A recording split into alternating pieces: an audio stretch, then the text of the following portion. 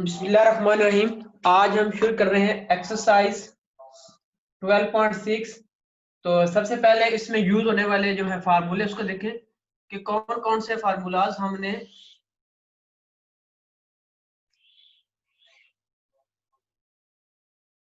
इस एक्सरसाइज में यूज करने हैं। तो पहले आप पहले पढ़ चुके हैं वो कॉस लॉ ऑफ कॉस वाला। एक तो आपने ये याद रखना है कि उसमें सिर्फ कॉस थीटा जो है या कॉस अल्फा वो इज इक्वल टू आएगा हमारे पास बी का स्क्वायर प्लस सी का स्क्वायर माइनस ए का स्क्वायर डिवाइड बाय 2bc। ये मैं रिवाइज कर रहा हूँ, पहले हमने की हुई है। और साथ एक और अल्फा कॉस अल्फा बाय 2, ये कॉस अल्फा था, अब ये half angle cos alpha by 2 वो बराबर आ जाएगा हमारे पास square root s into S minus A S into S minus A divide by bc। और यहाँ पे जो s है उसकी वैल्यू एंड पे बताता हूँ आपको। सेकंड है हमारे पास cos बीटा, जैसे हमने पढ़ा ये है हमारे पास a का स्क्वायर प्लस c का स्क्वायर माइनस b का स्क्वायर डिवाइड बाय 2ac। तो ये इसका जो हाफ एंगल बनेगा यानी cos बीटा बाय 2 वो बराबर आएगा square root s into S minus alpha था, अल्फा बाय 2 था s मनफी a, तो बीटा है तो s मनफी b। और यहाँ पे a आ गया, इधर इसके क्रॉसपॉइंट जो बाकी साइड है bc वो नीचे, यहाँ पे नीचे क्या आ जाएंगी ac।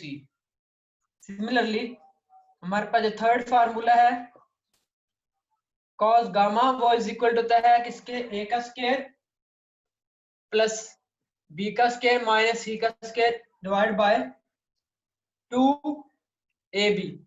तो cos गामा बाय 2 जो है वो बराबर होगा square root s into S minus C divide by A B. ये इसके फार्मूले हैं जो आपने याद रखने हैं। तो क्वेश्चन नंबर 1 की तरफ आते हैं एक्सरसाइज के। सर जी कि सॉल्व द ट्रायंगल इन विच, ये तब हमने सॉल्व करना है पीछे जितने भी हमने ट्रायंगल सॉल्व किए हैं किसी में एक एंगल 4 साइड गिवन थी और किसी में 2 साइड्स सॉरी 2 एंगल एक साइड गिवन थी। यहाँ पे हमने ट्रायंगल को सॉल्व करना है, हमारे पास तीनों साइड गिवन है। हाँ एक और चीज, जब तीनों साइड गिवन है तो एस कैसे निकालते हैं, जो एस है वो बराबर है तीनों साइड का सम डिवाइड बाय 2, यानी एस इज इक्वल होता है A plus B plus C divide by कितना आ जाता है 2। बल्कि ये मैं साइड लिख देता हूँ, यहाँ पे क्वेश्चन लिखते हैं। यहाँ पे एस इज इक्वल होता है A plus B plus C divide by क्या आ जाएगा 2।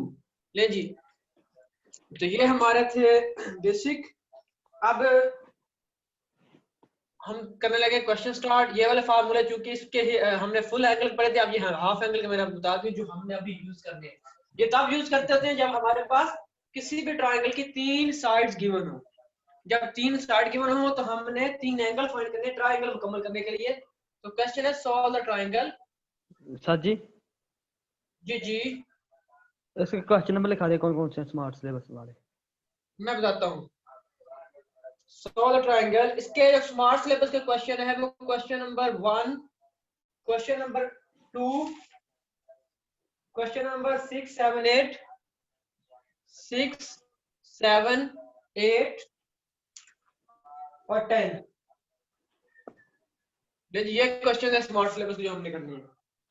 Okay sir. चलिए पहला क्वेश्चन है हमारे पास, क्वेश्चन नंबर 1 कि a इज इक्वल टू हमारे पास 7, b इक्वल है हमारे पास भी 7 और c इक्वल है हमारे पास 9। तो जब तीनों साइड हो तो हमने हाफ एंगल फार्मूला यूज करना है। क्या यूज करना है? Half angle formula. तो सॉल्यूशन देखें जरा इसका। सॉल्यूशन इसका बनेगा, सबसे पहले हम s निकालेंगे जो कि इसमें यूज हो रहा है। तो वो किसके बराबर है? तीनों साइड का सम यानी a plus b plus c divide by 2। This implies that 7 plus 9 divide by 2।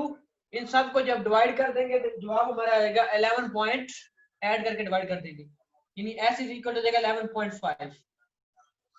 लीजिए अब हम चलते हैं अपने क्वेश्चन की तरफ। सबसे पहले हम cos alpha by 2 cos alpha by 2 is equal to the square root as into s minus a divided by 2 divided by bc, सिर्फ डिवाइड बाय bc। तो हमारे पास s भी आ गया, a b c गिवन है, तो इसके वैल्यूज पुट करते हैं। दिस इंप्लाइज दैट बाय ये बन जाएगा स्क्वायर रूट 11.5 into 11.5 में से हम 7 माइनस करेंगे, 11.5 माइनस 7 यानी as मनफी a, और डिवाइड में आ जाएगा bc 7 मल्टीप्लाई बाय 9, और ये इक्वल आ जाएगा हमारे पास, डायरेक्ट में करने दूं, स्क्वायर रूट 51 पॉइंट। ये आगे आपको कैल्क का ज्यादा काम है। हमने चैप्टर 12 से स्टार्ट से पहले बताया था कि सबसे ज्यादा हमारा काम जो है 12 कैलकुलेटर का है। दिस इंप्लाइज दैट ये बोर्ड छोटा होने की वजह से मैं इसका अगला स्टेप साफ साफ लिख रहा हूँ। तो ये आ जाएगा 0.8214, और इसका स्क्वायर रूट बन जाएगा हमारे पास कितना, यानी दूसरे लफ्ज ये कह दें कि cos alpha by 2 is equal to आ जाएगा सॉरी 0.9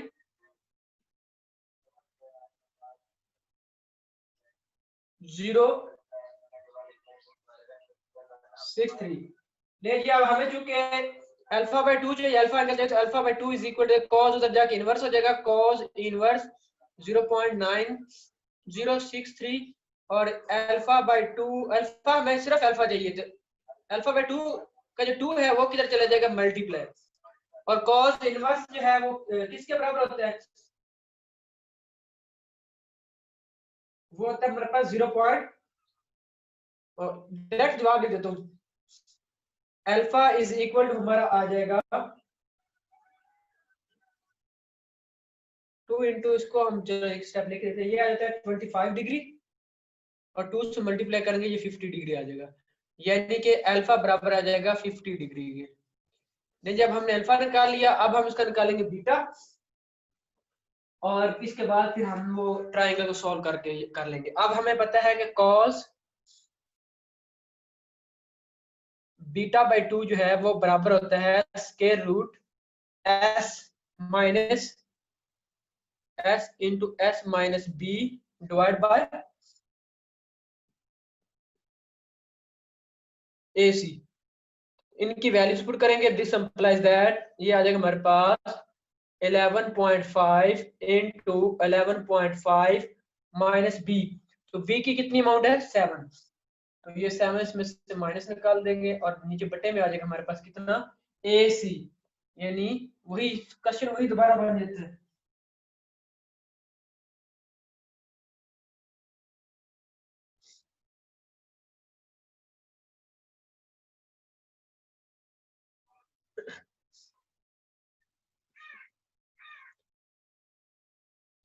सेम अमाउंट है तो सेम रिजल्ट्स आते जाएंगे। ये भी सेम अमाउंट्स है ना, ये देखो, और नीचे बटे में भी सेम अमाउंट्स है, तो रिजल्ट हमारा सेम आता जाएगा। ये इसलिए मैं आपको डायरेक्ट करके दे जा रहा हूँ, समझ आ रही है ना। तो बीटा बाय 2 आ जाएगा cos इनवर्स ये वाली वैल्यू जिसका स्क्वायर रूट आ जाएगा, यानी वही चीज, और डायरेक्ट आप लिख सकते हैं कि जो बीटा है वो कितना आ जाएगा हमारे पास, यानी ये भी 50 आया तो ये भी 50 आ जाएगा। ये मैंने स्टेप डायरेक्ट कर दिया है क्योंकि दोनों वैल्यू सेम थी। अब ये हमारा अल्फा और बीटा आ गया। अब हमने चूंकि गामा निकालना है, तो हमें पता है कि alpha plus beta plus gamma is equal to 180 होता है किसी भी ट्रायंगल में, तो गामा इज इक्वल टू आ जाएगा 180, अल्फा की अमाउंट भी माइनस कर दे और बीटा की अमाउंट भी माइनस कर दे, तो गामा इज इक्वल टू आ जाएगा 80 डिग्री। ये तीनों एंगल आ गए, तीनों साइड जब गिवन हो तो हमने हाफ एंगल फार्मूला यूज करके बाकी 2-3 एंगल्स जो है वो फाइंड आउट करने हैं। यहाँ तक क्लियर है, किसी को प्रॉब्लम तो नहीं है? एक बार मैं दोबारा इसको रिपीट कर देता हूँ ताकि अगले क्वेश्चन में जरा आसानी रहे। ये हमारे पास 3 साइड्स हैं, मैं रिपीट कर रहा हूँ, सारा क्वेश्चन रिपीट करता हूँ। जब हमारे पास तीनों साइड गिवन हो तो हमने ट्रायंगल कैसे मुकम्मल करनी है। पीछे जितने भी हमने सवाल किए थे, दो साइड एक एंगल, दो एंगल एक साइड थी, तो हमने law of cos, law of sine और लॉ ऑफ टैन यूज किया था। लेकिन जब तीनों साइड दी हो तो हम हाफ एंगल के जो आइडेंटिटीज हैं कॉस की, वो वाली यूज करेंगे, यानी ये वाली। जब तीनों साइड सिर्फ गिवन हो, हमने हाफ एंगल जो है कॉस का लॉ है वो यूज करते हैं। ये जब हमारे पास साइड थी ए बी सी गिवन थी, तो सबसे पहले हमारे पास जो है इसका एस वो निकालना है, और वो हमारे पास कितना है, तीनों साइड का सम डिवाइडेड बाय 2। उसके बाद हमने cos अल्फा बाय 2 का फार्मूला पढ़ा, s into S minus A B C. S की जगह जो हमने अमाउंट निकाली एस, एस माइनस ए, यानी एस की अमाउंट माइनस ए की अमाउंट 7 है, बी और सी 7 मल्टीप्लाई बाय 9। जस्ट इसको सिंप्लीफिकेशन की तो cos अल्फा बाय 2 आ गया हमारे पास ये। अब जो कि हमें एंगल चाहिए, cos नहीं चाहिए, तो cos उस तरफ जाके हो जाएगा इनवर्स, यानी cos इनवर्स 0.9063, और ये होता है 25 डिग्री के। अब अल्फा कोई 2 नहीं चाहिए, अल्फा चाहिए, तो 2 इससे मल्टीप्लाई हो जाएगा तो डायरेक्ट आ जाएगा 50 डिग्री। ये अल्फा जो है वो हमारे पास 60 डिग्री आ जाएगा। अब सिमिलरली अब हम काम करेंगे cos beta by 2।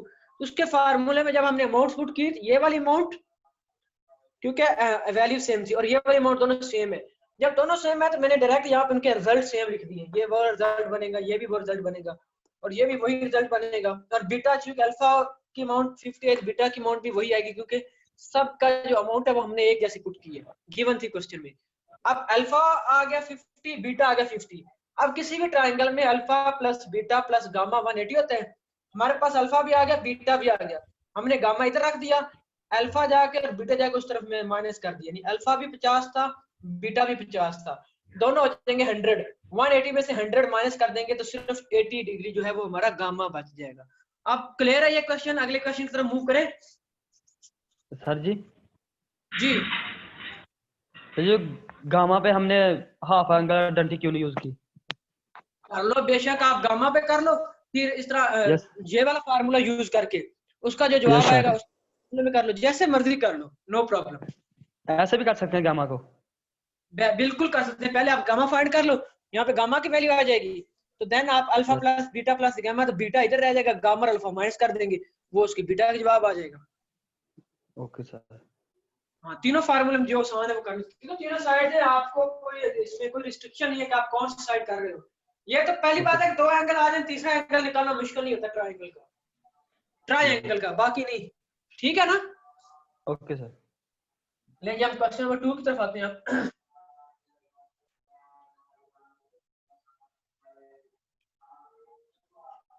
Question number 2 में a is equal to 32,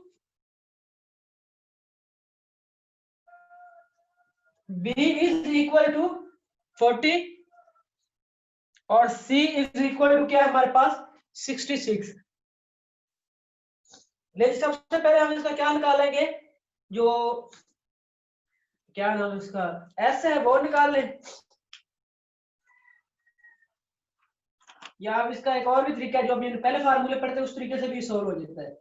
तो तीनों साइड गिवन है, हाफ एंगल भी यूज हो सकता है, ये साइड भी यूज हो सकती है। तो आपने अभी पढ़ा है, सॉल्यूशन जरा देखें इसका, कि जो cos अल्फा है वो किसके बराबर है, b का स्क्वायर प्लस c का स्क्वायर माइनस a का स्क्वायर डिवाइड बाय 2bc। यानी बात करने का मकसद है कि अब आपके पास तीनों साइड्स हैं, आप ये वाला भी लाल लाल लगा सकते हैं और ये वाला भी लगा सकते हैं, और आप देखना तीनों का जो एंगल्स का रिजल्ट होगा इससे भी सेम आएगा।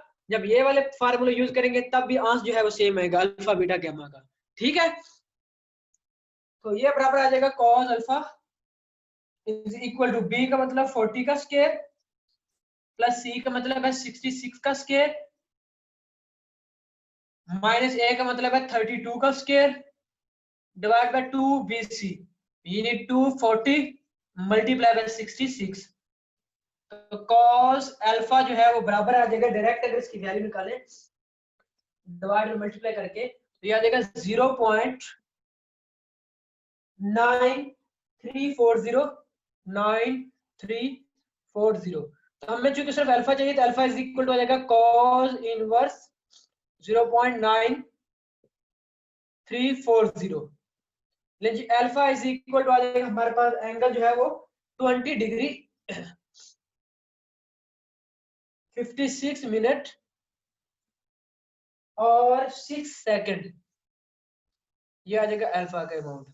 अब बीटा वाला फार्मूला यूज कर ले कि जो cos बीटा है वो बराबर होता है हमारे पास a का स्क्वायर प्लस c का स्क्वायर माइनस b का स्क्वायर डिवाइड बाय 2ac।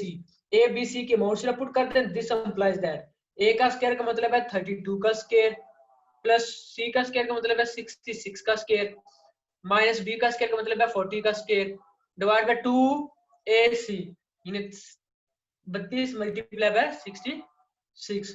तो दिस इंप्लाई दैट मैं डायरेक्ट इसका लगाने लगा जो आपके cos जो बीटा है वो आ जाएगा हमारे पास 0.8948 0.8948। क्योंकि हमें सिर्फ बीटा चाहिए तो बीटा इज इक्वल टू आ जाएगा cos इनवर्स 0.89 89 और उसके साथ क्या आ जाएगा 48।